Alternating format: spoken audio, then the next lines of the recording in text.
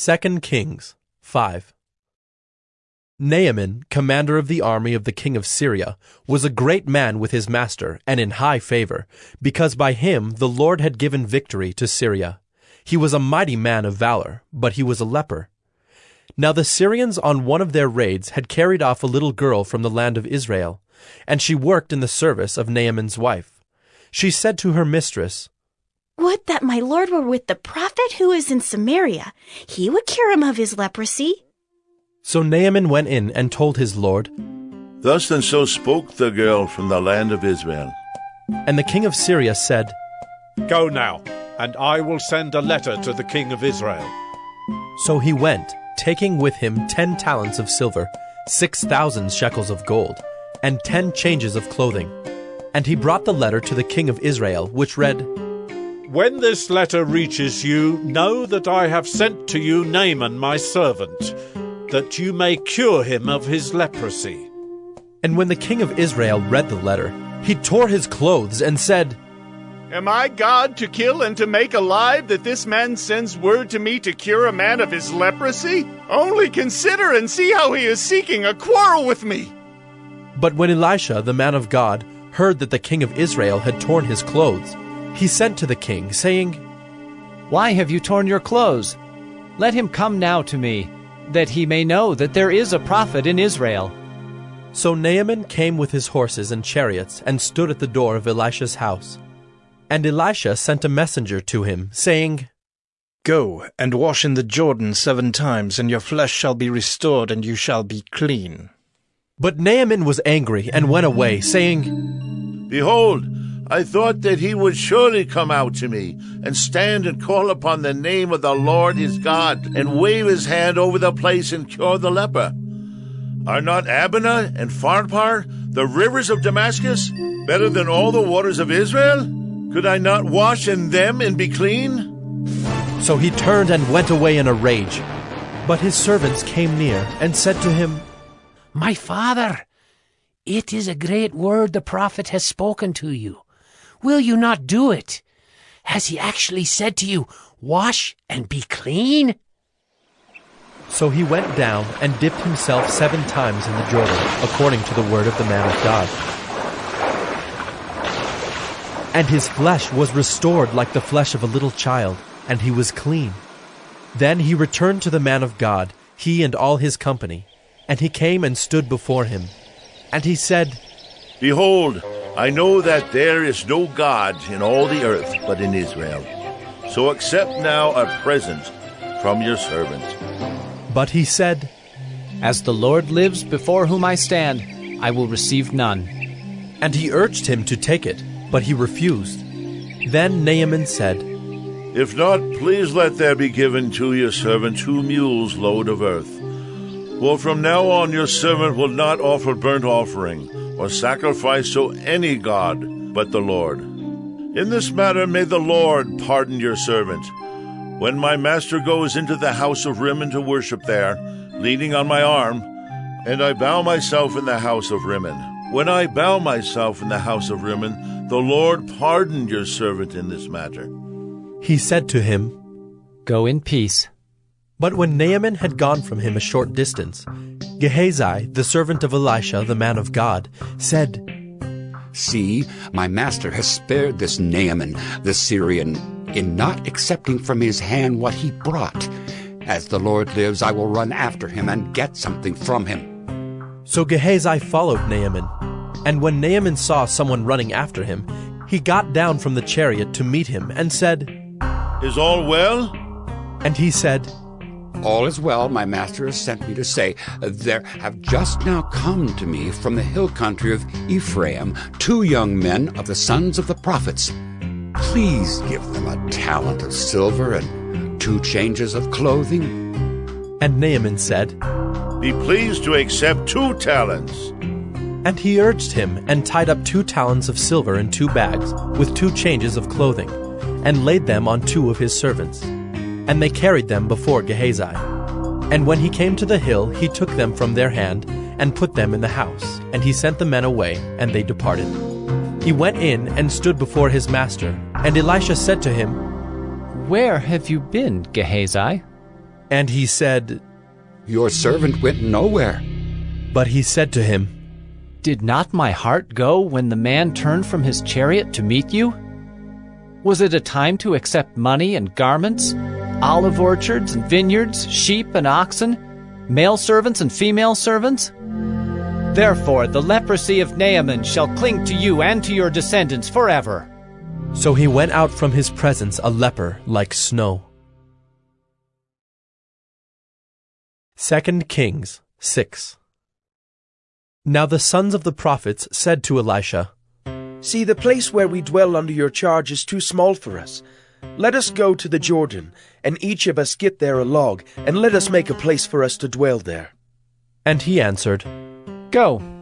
Then one of them said, Be pleased to go with your servants. And he answered, I will go. So he went with them. And when they came to the Jordan, they cut down trees. But as one was felling a log, his axe head fell into the water, and he cried out, Alas, my master, it was borrowed. Then the man of God said, Where did it fall? When he showed him the place, he cut off a stick and threw it in there, and made the iron float. And he said, Take it up. So he reached out his hand and took it. Once, when the king of Syria was warring against Israel, he took counsel with his servants, saying, At such and such a place shall be my camp. But the man of God sent word to the king of Israel, Beware that you do not pass this place, for the Syrians are going down there. And the king of Israel sent to the place about which the man of God told him. Thus he used to warn him, so that he saved himself there more than once or twice. And the mind of the king of Syria was greatly troubled because of this thing. And he called his servants and said to them, Will you not show me who of us is for the king of Israel? And one of his servants said, None, my lord, O king. But Elisha the prophet who is in Israel tells the king of Israel the words that you speak in your bedroom. And he said, Go and see where he is, that I may send and seize him. It was told him, Behold, he is in Dothan. So he sent there horses and chariots and a great army, and they came by night and surrounded the city. When the servant of the man of God rose early in the morning and went out, behold, an army with horses and chariots was all around the city. And the servant said, Alas, my master, what shall we do? He said, Do not be afraid, for those who are with us are more than those who are with them. Then Elisha prayed and said, O Lord, please, open his eyes, that he may see. So the Lord opened the eyes of the young man, and he saw, and behold, the mountain was full of horses and chariots of fire all around Elisha. And when the Syrians came down against him, Elisha prayed to the Lord and said, Please, strike this people with blindness. So he struck them with blindness in accordance with the prayer of Elisha. And Elisha said to them, This is not the way, and this is not the city. Follow me, and I will bring you to the man whom you seek. And he led them to Samaria. As soon as they entered Samaria, Elisha said, O Lord, open the eyes of these men, that they may see. So the Lord opened their eyes, and they saw, and behold, they were in the midst of Samaria. As soon as the king of Israel saw them, he said to Elisha, My father, shall I strike them down? Shall I strike them down? He answered, You shall not strike them down. Would you strike down those whom you have taken captive with your sword and with your bow? Set bread and water before them, that they may eat and drink, and go to their master. So he prepared for them a great feast, and when they had eaten and drunk, he sent them away, and they went to their master. And the Syrians did not come again on raids into the land of Israel. Afterward, Ben-Hadad, king of Syria, mustered his entire army, and went up and besieged Samaria. And there was a great famine in Samaria as they besieged it, until a donkey's head was sold for 80 shekels of silver, and the fourth part of a cab of dove's dung for 5 shekels of silver. Now as the king of Israel was passing by on the wall, a woman cried out to him, saying, Help, my lord, O king! And he said, If the Lord will not help you, how shall I help you? From the threshing floor or from the winepress? And the king asked her, What is your trouble? She answered, This woman said to me, Give your son, that we may eat him today, and we will eat my son tomorrow. So we boiled my son and ate him. And on the next day I said to her, Give your son, that we may eat him. But she has hidden her son. When the king heard the words of the woman, he tore his clothes. Now he was passing by on the wall, and the people looked, and behold, he had sackcloth beneath on his body. And he said, May God do so to me, and more also, if the head of Elisha the son of Shaphat remains on his shoulders today. Elisha was sitting in his house, and the elders were sitting with him. Now the king had dispatched a man from his presence, but before the messenger arrived, Elisha said to the elders, Do you see how this murderer has sent to take off my head? Look, when the messenger comes, shut the door and hold the door fast against him. Is not the sound of his master's feet behind him? And while he was still speaking with them, the messenger came down to him and said, This trouble is from the Lord. Why should I wait for the Lord any longer? 2 Kings 7. But Elisha said, Hear the word of the Lord. Thus says the Lord, Tomorrow about this time a seah of fine flour shall be sold for a shekel, and 2 seahs of barley for a shekel, at the gate of Samaria. Then the captain, on whose hand the king leaned, said to the man of God, If the Lord himself should make windows in heaven, could this thing be? But he said, You shall see it with your own eyes, but you shall not eat of it. Now there were 4 men who were lepers at the entrance to the gate, and they said to one another, Why are we sitting here until we die? If we say, Let us enter the city, the famine is in the city, and we shall die there. And if we sit here, we die also. So now come, let us go over to the camp of the Syrians. If they spare our lives, we shall live, and if they kill us, we shall but die. So they arose at twilight to go to the camp of the Syrians. But when they came to the edge of the camp of the Syrians, behold, there was no one there. For the Lord had made the army of the Syrians hear the sound of chariots and of horses, the sound of a great army, so that they said to one another, Behold, the king of Israel has hired against us the kings of the Hittites and the kings of Egypt to come against us. So they fled away in the twilight and abandoned their tents, their horses, and their donkeys, leaving the camp as it was, and fled for their lives. And when these lepers came to the edge of the camp, they went into a tent and ate and drank, and they carried off silver and gold and clothing, and went and hid them. Then they came back and entered another tent, and carried off things from it, and went and hid them. Then they said to one another, We are not doing right. This day is a day of good news. If we are silent and wait until the morning light, punishment will overtake us. Now therefore come, let us go and tell the king's household. So they came and called to the gatekeepers of the city, and told them, We came to the camp of the Syrians, and behold, there was no one to be seen or heard there. Nothing but the horses tied, and the donkeys tied, and the tents as they were. Then the gatekeepers called out, and it was told within the king's household. And the king rose in the night, and said to his servants, I will tell you what the Syrians have done to us. They know that we are hungry. Therefore they have gone out of the camp to hide themselves in the open country, thinking, when they come out of the city, we shall take them alive and get into the city. And one of his servants said, Let some men take 5 of the remaining horses, seeing that those who are left here will fare like the whole multitude of Israel who have already perished.